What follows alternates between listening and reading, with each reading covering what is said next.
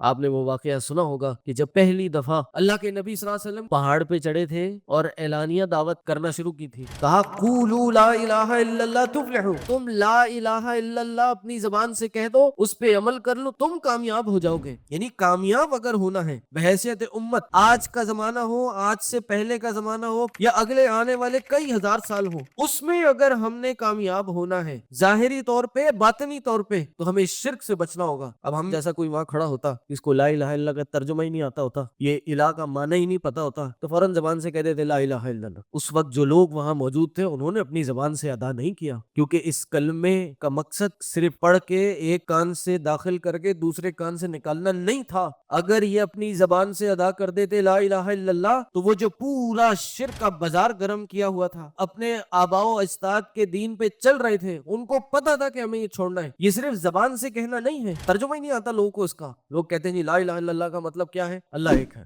لیکن وہ عربی دان تھے، وہ سمجھتے تھے کہ الہ کا مقصد یہ ہے کہ ہم نے غیر اللہ کی نظر و نیاز نہیں کرنی، ہم نے ذبح لغیر اللہ نہیں کرنا، ہم نے کسی مخلوق میں تبرک کا عقیدہ نہیں رکھنا، اس سے نفع نقصان کا عقیدہ نہیں رکھنا، یہ جتنے بت لات منات عزا ہم نے بنائے ہوئے ان سب کو ہمیں چھوڑنا ہوگا۔ یہ سب ان کو سمجھ آ رہی تھی، اس بنا پہ انہوں نے وہ زبان سے وہ ادا نہیں کیا۔ نبی علیہ السلام نے فرمایا کہ تم کامیاب ہو جاؤ گے اگر تم نے یہ کہہ دیا، اور آگے کیا فرمایا؟ تملک العرب والعجم، عرب اور عجم کے مالک ہو جاؤ گے۔ اللہ اکبر۔ اور یہی ہوا، مسلمانوں نے توحید کو اپنایا، صحابہ نے توحید کی دعوت کو اس دنیا میں پھیلانا شروع کیا، اور چند سال کا عرصہ گزرا، حضرت عمر کے زمانے میں مسلمانوں کی جو حکومت تھی وہ 2/3 دنیا تک جا پہنچی تھی۔